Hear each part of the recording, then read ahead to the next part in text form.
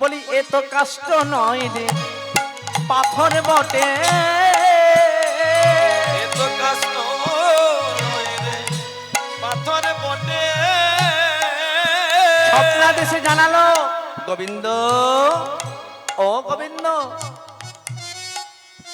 তুমি চাইলেও যে তোমার প্রাণ বিসর্জন আমি করতে দেব না গোবিন্দ।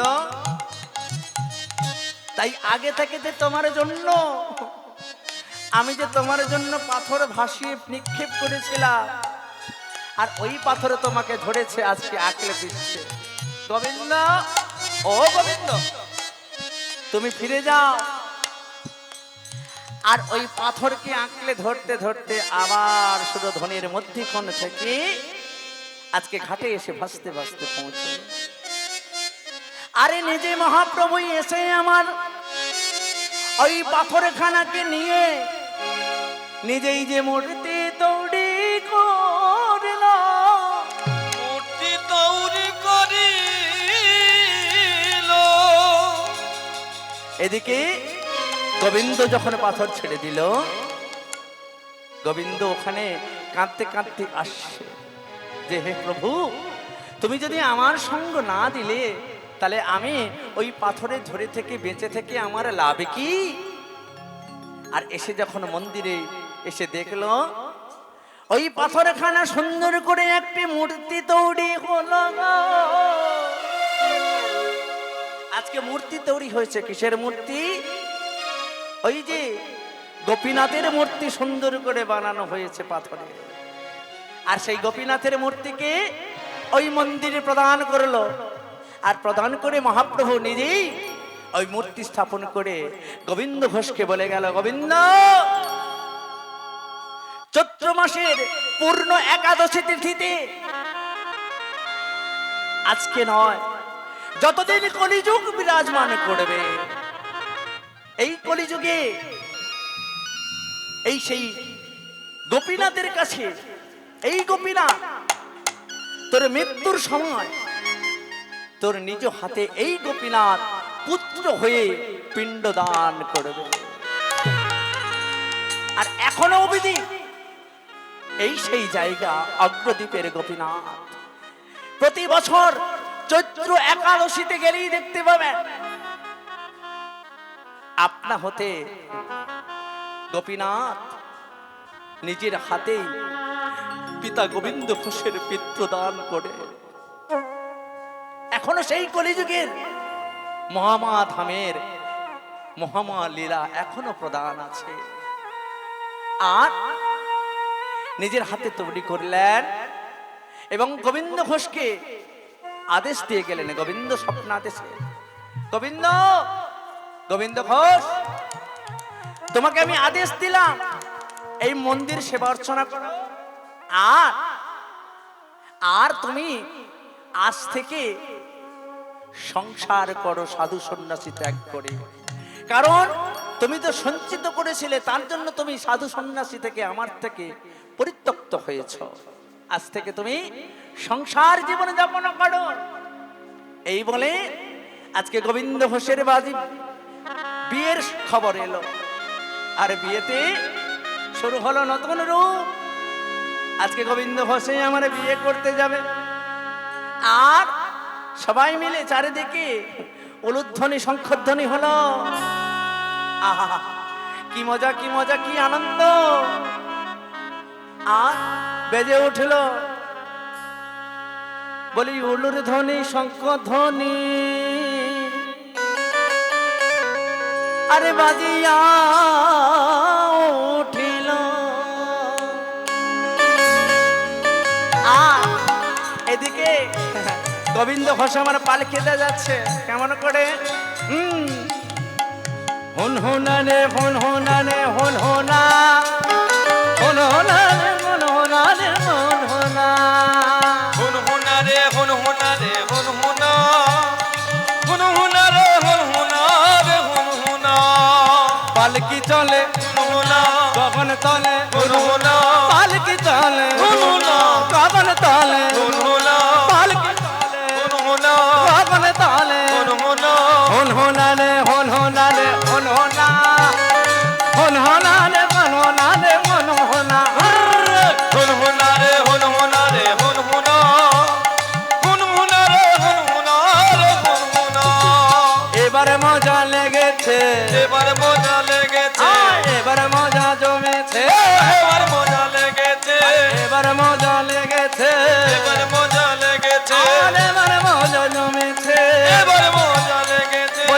রে চেনা যায় রে, যায় রে চেনা যায়, যায় রে চেনা যায় রে, যায় রে চেনা যায়। আরে যায় রে চেনা যায় না রে, যায় রে চেনা যায় না।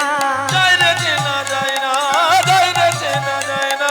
উলুর ধ্বনি শঙ্খ ধ্বনি বাজিয়া উঠিল, অনুদানি শঙ্খধ্বনি বাজিয়া উঠিল। আরে উলুর ধ্বনি শঙ্খ ধ্বনি বাজিয়া উঠিল।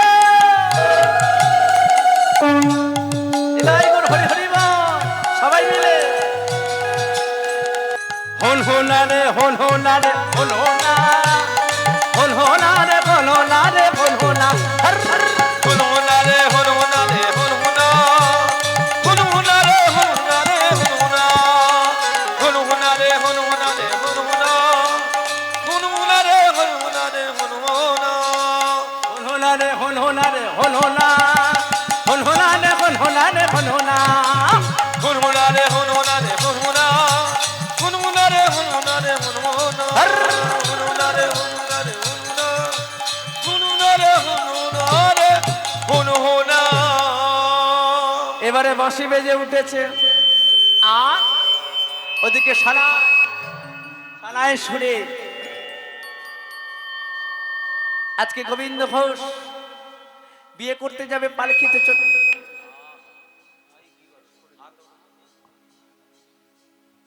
আজকে গোবিন্দ ঘোষ আজকে বিয়ের পিড়িতে বসবে, আর যেই না বিয়ের পিড়িতে বসবে, আজকে পালকিতে করে গেল, আর যেই না বিয়ের পিড়িতে বসেছে, আজকে বেজে উঠেল কি আমাদের বিয়ে বাড়িতে কি বাজে গো, শোনায়। তো আমি আগেও বলেছিলাম, আমার গুরুদেব যেনার কাছ থেকে আমি চরণ করে নিয়েছিলাম বা এখনো অবধি নিচ্ছি, সেই ইউটিউব খ্যাত বর্তমানে প্রহ্লাদ দাস অধিকারী মহাদয়, তো ওনার কাছ থেকে আমার চয়ন করা এই সেই সানাই বেজে উঠলো মধুর সুরে।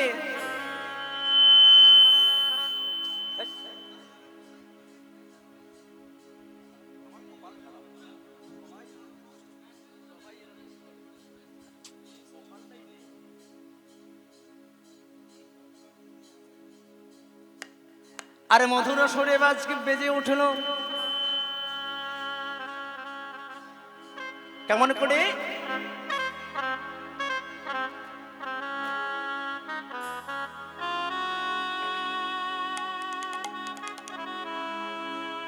হ্যাঁ সেই সুমধুর সানাই।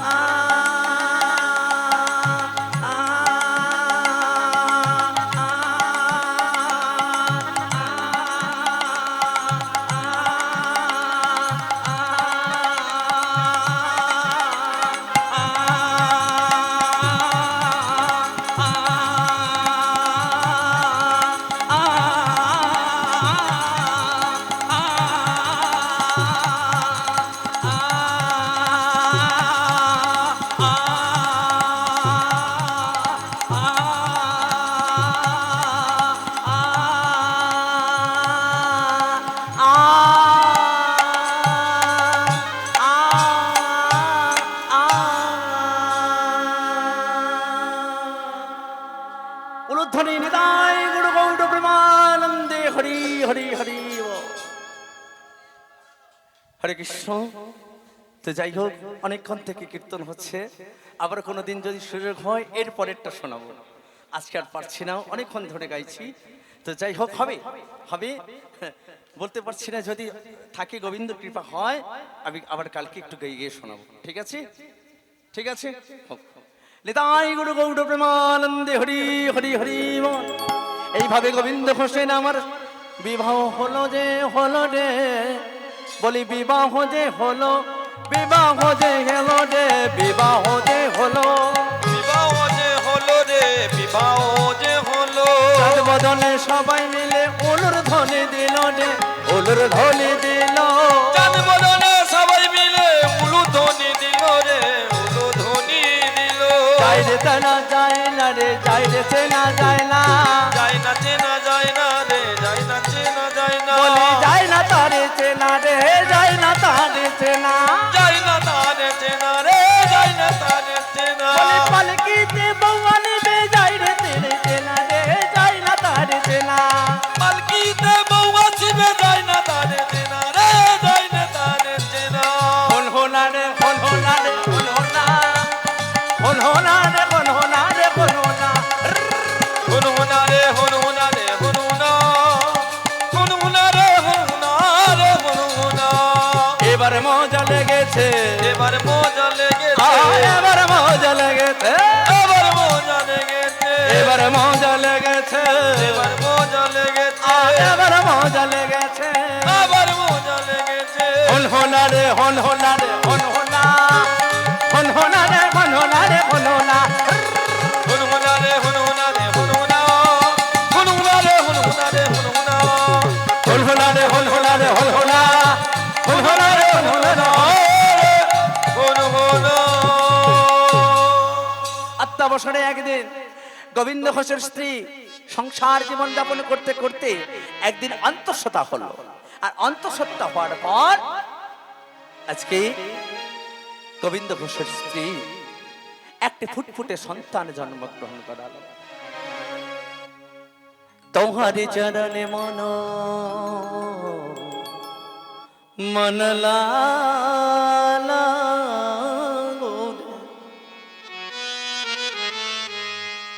তোহারে চরণে মন মনলা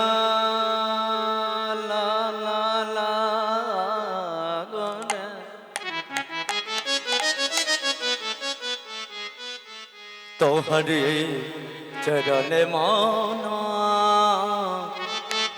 লাগোরে। तुहारी तुहारी तुहारी तुहारी तुहारी चरण मन लागु रे, तुहारी चरण मन लागु रे। তোহারে তো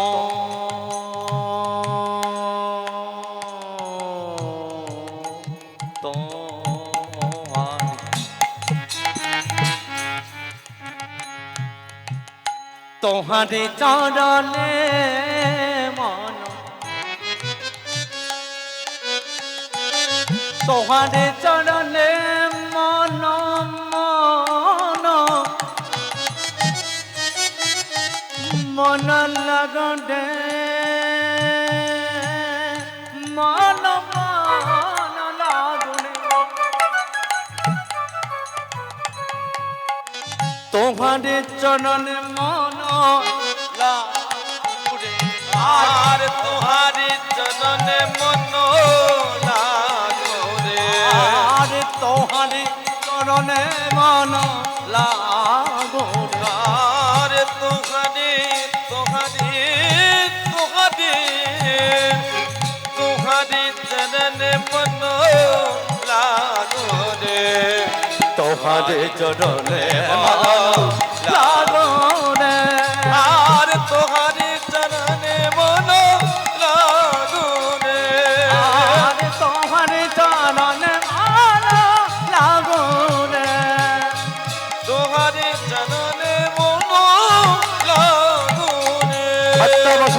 আজকে গোবিন্দ ঘোষের স্ত্রী যে হঠাৎ করে একদিনে মারা গেল, এরপরে কিছুদিন পর সন্তানে যখন 5-7 বছরের বয়স হলো, ওই সন্তানও কালা জ্বরে পড়ে হঠাৎ করে সন্তানেরও জীবনে যে চলে গেল।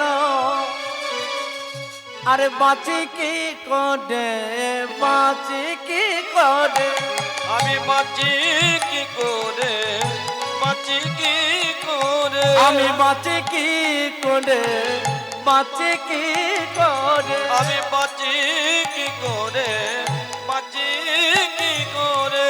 আমার তো এই ভব সংসারে আর কেউ নেই, আমি বা থেকে কি করব। একদিন গোপীনাথকে গিয়ে বলছে, ওরে আমার গোপীনাথ,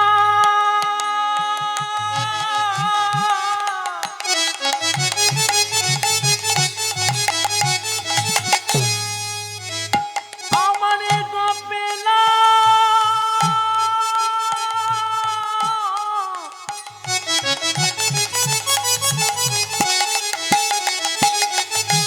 আমার গোপী,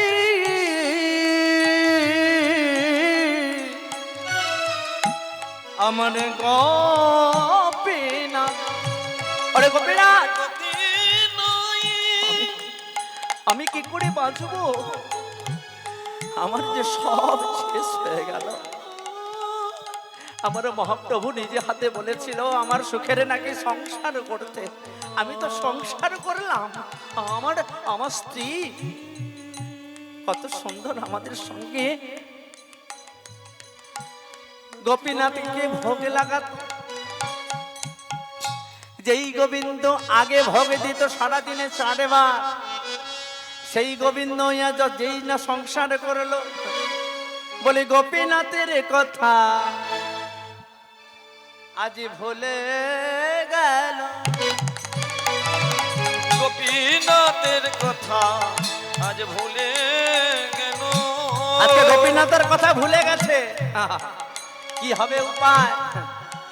যেই গোপীনাথ রে প্রথমে 4 বার করে সেবা দিত, পূজা অর্চনা করত, যেই না বিয়ে হলো, স্ত্রী সঙ্গ পেয়ে, ওই যে বলে না স্ত্রী সঙ্গ পেলে কি আর পূজা অর্চনা সাধন সুধন ভজন কি আর সিদ্ধ হয়? এটাই গোর হরিবল, সবে ভুলে গেল।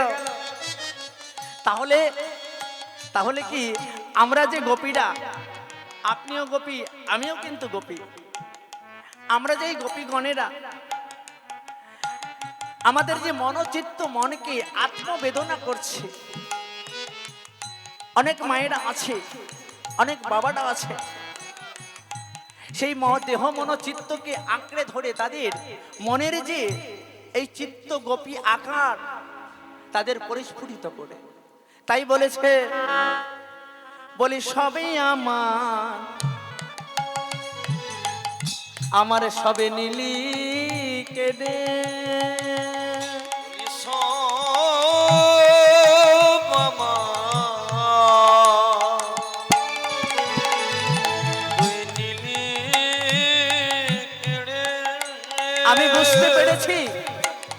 আমি বুঝতে পেরেছি গোপীনাথ, এটা তোরই কাজ। আমি আগে তোকে আপন মনে আপন বেদনাতে পুজো করতাম, যেই না তুই আমায় আমার স্ত্রী দিলি, আমি কি চেয়েছিলাম? আমি তো চাইনি রে গোপীনাথ, আমি তো চাইনি। তুই তো আমার স্ত্রী করালি, আমার সংসার করালি, আমার পুত্র সন্তান দিলি। আমি ভাবলাম গোপীনাথ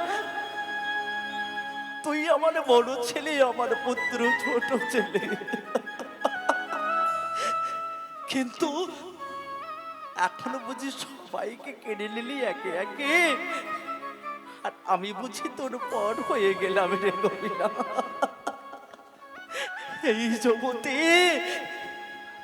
কেউ যে কারণ নয় রে গোপীনাথ, আমি জানি গোপীনাথ, আমি জানি এই জগতে তোরা যে কেউ কারোর নয়।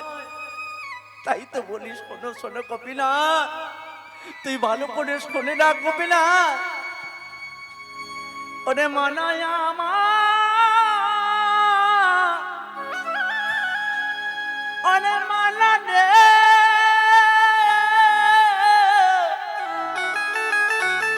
ওরে মালা রে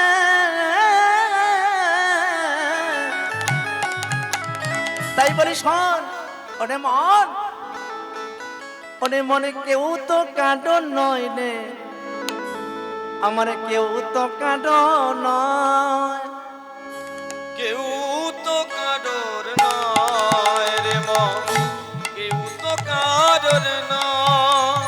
আমার কেউ তো কাঁদো নয় রে কেউ তো কাঁদো নয় কেউ তো কারোর নয় রে মন, কেউ তো কারোর নয়। আমার দুদিনেরই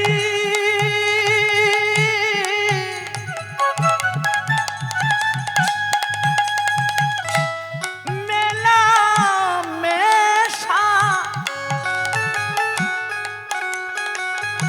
শুধু পথে পরিচয়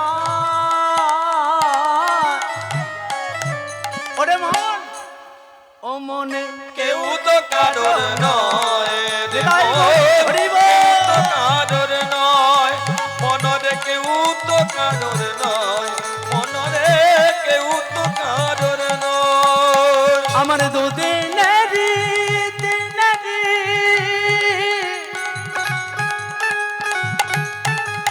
আমার মেলা মেশা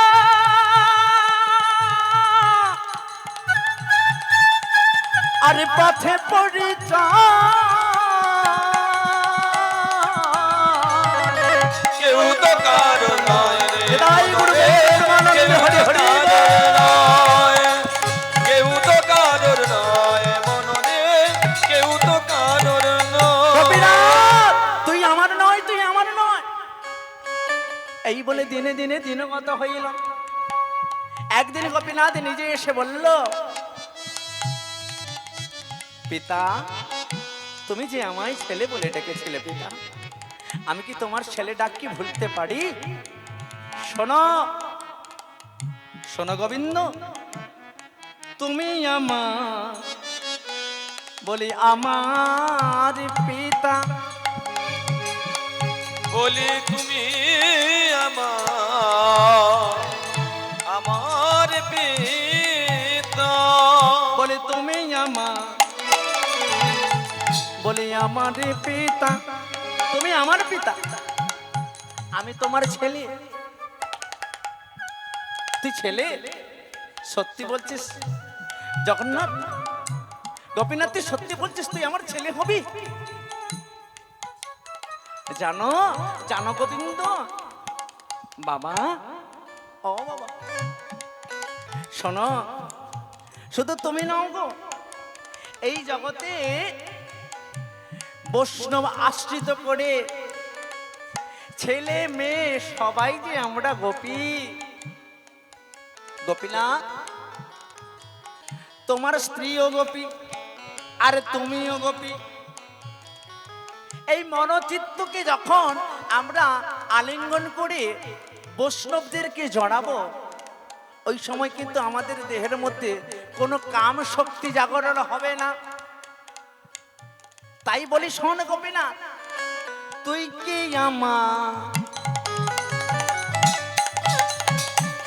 আমার ছেলে হবি বলি তুই কি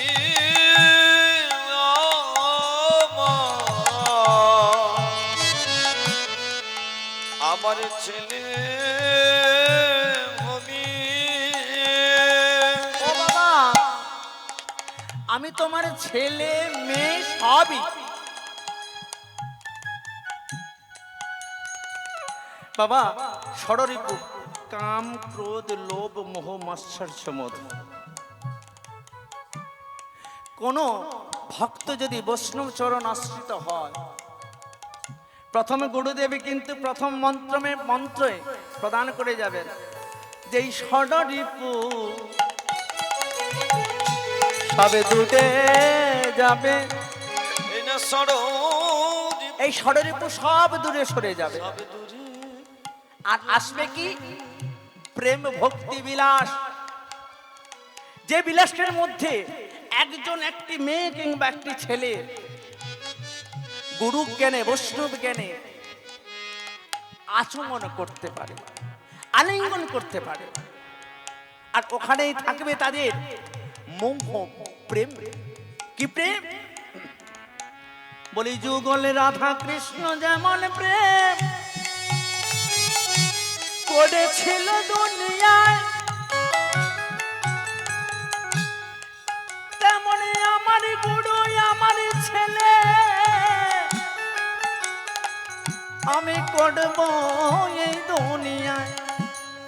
কি গো বাবা? এমন আমার গুরু আমার ছেলে আমি করব দুনিয়া। আমার ছেলে যত বড় হোক, আমি যদি ছেলে হই, আমার মেয়ে যত বড় হোক, ওমা আমার ছেলে, আমি মা, আমার ছেলে যত বড় হোক, আমি মেয়ে, আমার ছেলে যত বড় হোক, আমরা কি আলিঙ্গন করতে ভুলে যাই না? আমার ছেলেকে আমার মেয়েকে আদর করতে পারি না? কি গো? ওই ছোট্ট ছেলেটা 5 বছর বয়সে যেমন আমি কোলে করে নিয়ে আমি আমার বুকের স্তনপানে করিয়েছিলাম,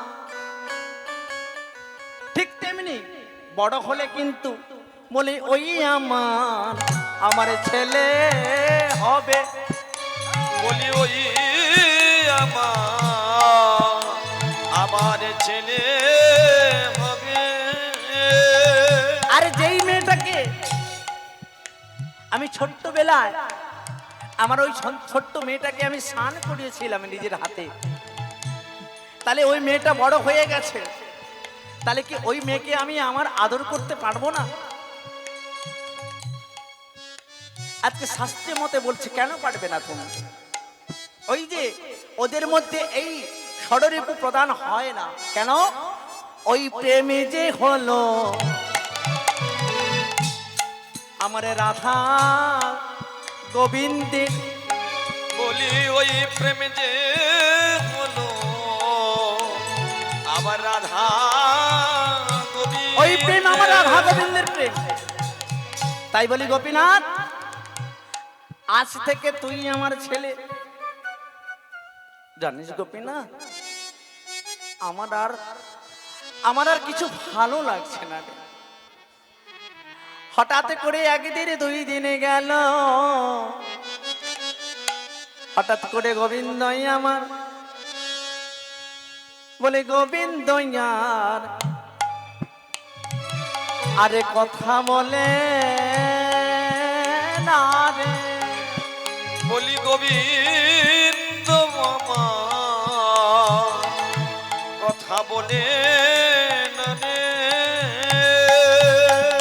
আজকে গোপীনাথ এসে জিজ্ঞেস করছে, বাবা ও বাবা, গোবিন্দ এমন আর কথা বলছে না। আরে আর গোবিন্দ কথা বলছে না। আর গোপীনাথ এসে জিজ্ঞেস করছে, বাবা বলি আজ গোবিন্দ নেই, আজ জীবন গেল। বলি গোবিন্দের রাজে আজ জীবন গেল। আজকে গোবিন্দ ঘোষের মৃত্যু হলো, আরে নিজে হাতে পাড়া প্রতিবেশীকে নিজের হাতে আজকে গোপীনাথ আমার ব্রাহ্মণ বৈষ্ণব এবং দাহ করার জন্য পাড়া প্রতিবেশীকে সবাইকে ডেকে ডেকে ডাকছে, বলি চলো গো চলো আমার বাবা আর বেঁচে নাই গো। চলো গো চলো বাবা আর ডেকে চলো চলো আর আমার বাবা বেঁচে নেই। এই বলে সবাই মিলে যখন এসে দেখলো গোবিন্দ আর এই ইহকালে নয় গো। গোবিন্দ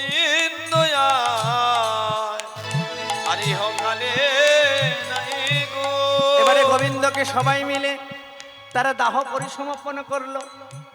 এবারে শ্রাদ্ধ দেবে কে? ব্রাহ্মণ পুরোহিত মশাইকে নিজে স্বপ্নাদেশ হয়ে বলল, আমি তোমাদের, আমি গোপীনাথ, আমি তোমাদের, আমি গোপী, আমার বাবা গোবিন্দ ঘোষের আমি নিজেই শ্রাদ্ধ করব, আমি নিজেই পিণ্ডদানে করিব। আর যেই না পিণ্ডদানে করলো মহাপ্রভুর আশীর্বাদ হলো। আর এইখানে আজ ভক্ত আর ভগবানে মিলন কইল, সে যে মিলন হইল। আমার ভক্ত আর ভগবানে বানের মিলন হইল। আমার ভক্ত আরে ভগবানের মিলন হইল, আরে ভক্ত আরে ভগবানের মিলন হইল। ভক্ত আরে ভগবানের মিলন হইল। আরে চাঁদ বদনে সবাই মিলে হরি হরি বলো, চাঁদ বদনে সবাই মিলে হরি হরি বলো, আরে চাঁদ বদনে সবাই মিলে হরি হরি বলো, আর চাঁদ বদনে সবাই মিলে হরি হরি বলো। হরে বল হরি বলে হরি বলে হরি বলে হরি বলে হরি বল হরি বল হরি বল। হরি বল, হরি বল, হরি বল, হরি বল, হরি বল, হরি বল, হরি বল, হরি বল। আরে রায়ের বামে শ্যাম দাঁড়ালো, আরে চাঁদ বদনে হরি বলো। আরে রায়ের বামে শ্যাম দাঁড়ালো, রাই রাই হরি বলো। আমার রায়ের বামে শ্যাম দাঁড়ালো দাঁড়ালো দাঁড়ালো, আরে চাঁদ বদনে সবাই মিলে হরি হরি বলো। রাই মনে শ্যাম দাঁড়ালো, হরি হরি বলো, হরি হরি বলো। বলো হরি বলে হরি বলে বলো হরি বল, বলো হরি বলে হরি বলে বলো হরি বল, বলো হরি বল, হরি